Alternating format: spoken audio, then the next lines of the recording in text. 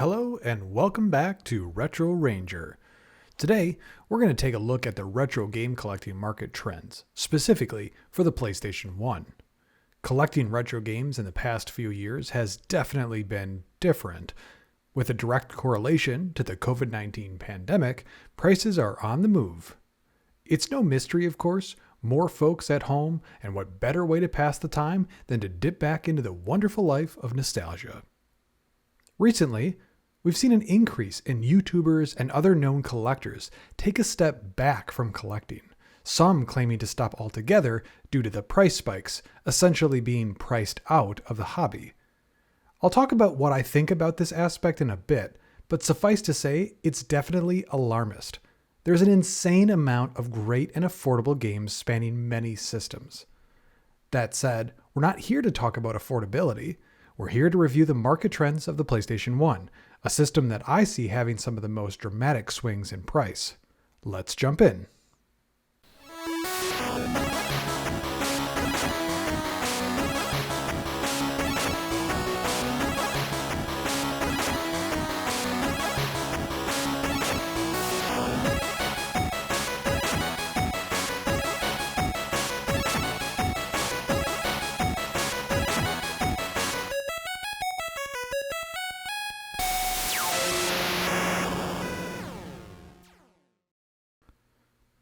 Okay, let's travel back to January of 2020. It doesn't feel so long ago, but so much has changed in the PlayStation pricing since that time. At that time, the average price of a PlayStation game was $9.39, and that includes coverage across the entire system library. If you cut to today, the average price is $15.61, a 66% increase in just 2 years' time. While you might think, hey, $15.61, that's not outrageous. Let's take a look at the swing percentage of the heavy hitters, which affects the raw prices much more and showcases the challenges for retro collectors. The Misadventures of Tron, Bonne, a certified heavy hitter for the PlayStation 1, went, on average, for $264.73 in January of 2020. No small chunk of change. At the game's height over the next 2 years that would follow, it peaked at $668.21, a 152% increase, over double the increase we saw across the entire library.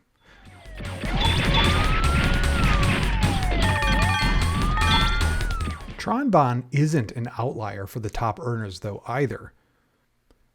Suikoden II, a fantastic JRPG and often sought after heavy hitter, increased 130%.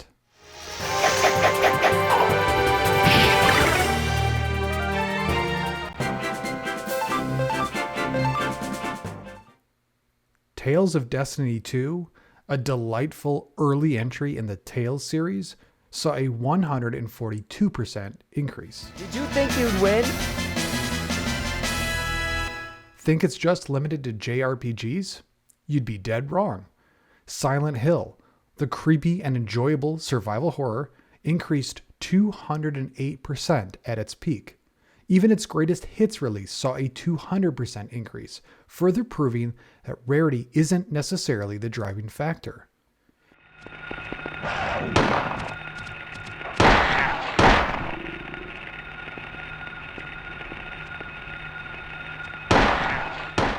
Jojo's Bizarre Adventure, a beloved and rare 2D fighting game based on the manga, increased in price by 138%.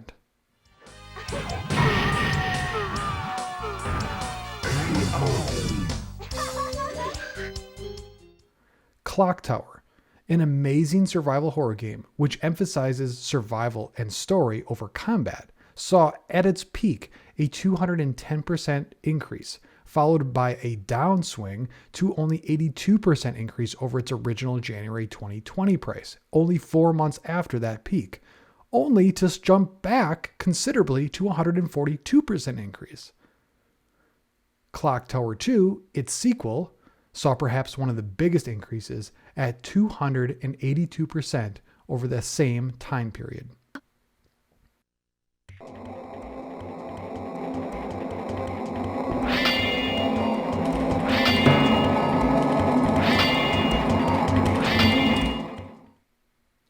The data is telling us a few things.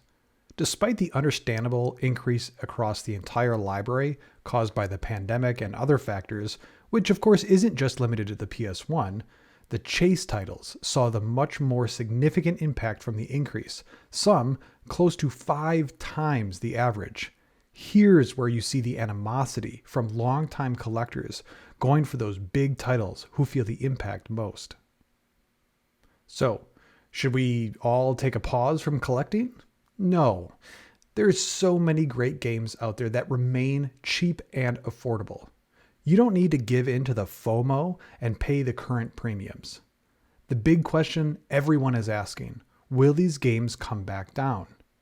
While it's unlikely to return to normal levels anytime soon, the blunt answer is that there's too much supply to sustain the current price spikes. You've likely heard of the term natural attrition before.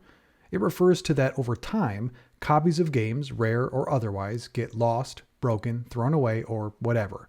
And it ultimately lowers the number in existence and thus increases the value of what remains. Classic supply and demand.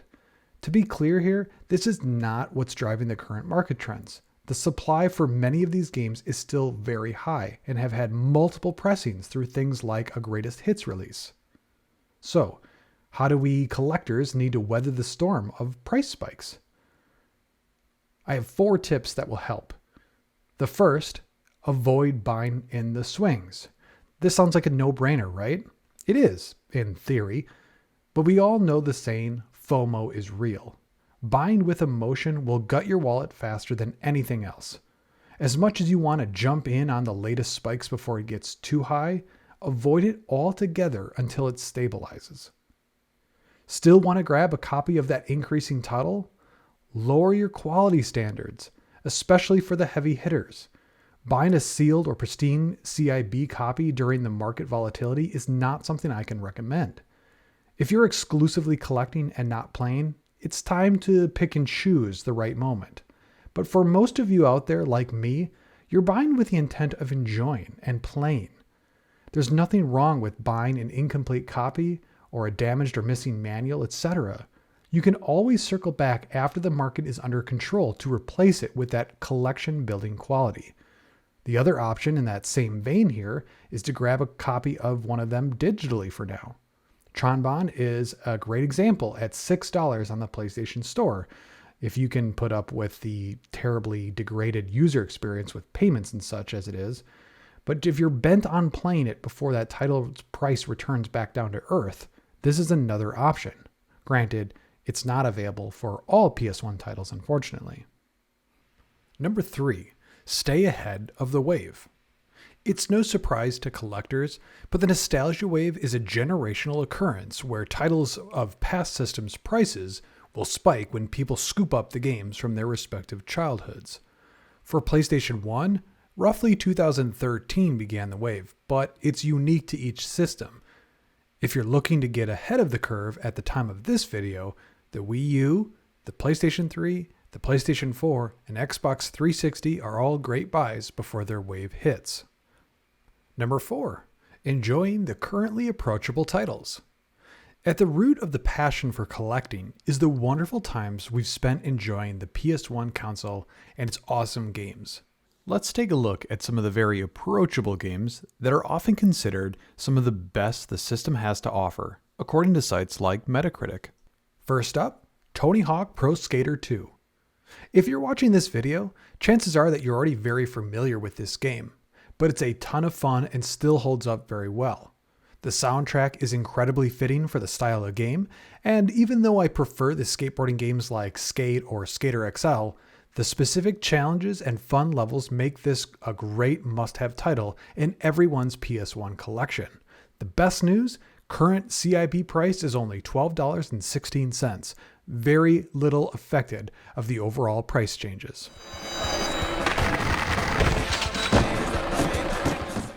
Next up, we have Tekken 3.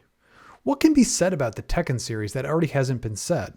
By the third installment, this is a polished and well-crafted fighting game whose characters all feel unique to play. As you pick up and play this, you'll unlock new and secret characters and new modes. The current complete in box price is $26.26. Next up is Final Fantasy IX. The Final Fantasy series really had an amazing run on the original PlayStation. The 3 games released, 7, 8, and 9, are all slam dunk JRPGs to play if you're a fan of the genre. Ranked highly among players, Final Fantasy IX is a great option that packs a punch in terms of the length of enjoyment that you'll get for your money. The current complete in box price is $22, or the greatest hits is under $10. Time to pick up Final Fantasy IX if you're missing it out of your collection.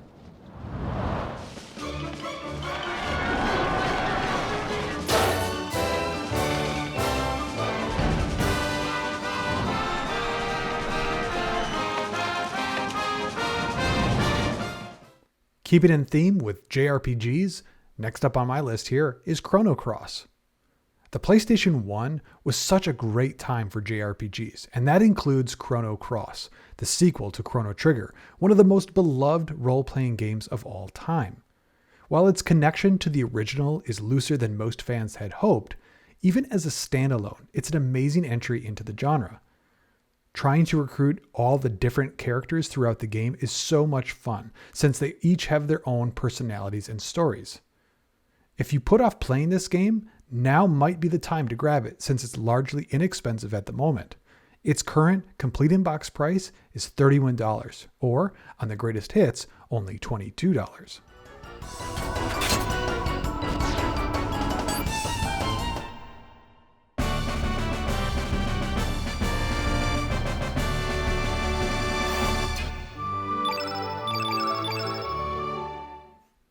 Last up on the list is Metal Gear Solid.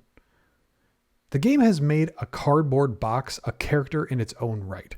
Metal Gear Solid has set the high standard for stealth games for many years to come. You play as Solid Snake, a now iconic soldier who works to infiltrate and take down a terrorist threat. You'll be sneaking around undetected throughout the story that unfolds before you in a beautiful masterpiece of a game. Even if stealth isn't quite your cup of tea, I would still suggest that you check this one out if you haven't already while you wait for that market to settle. The current complete in box price is $38.80, but you can still pick it up on the greatest hits release for $31.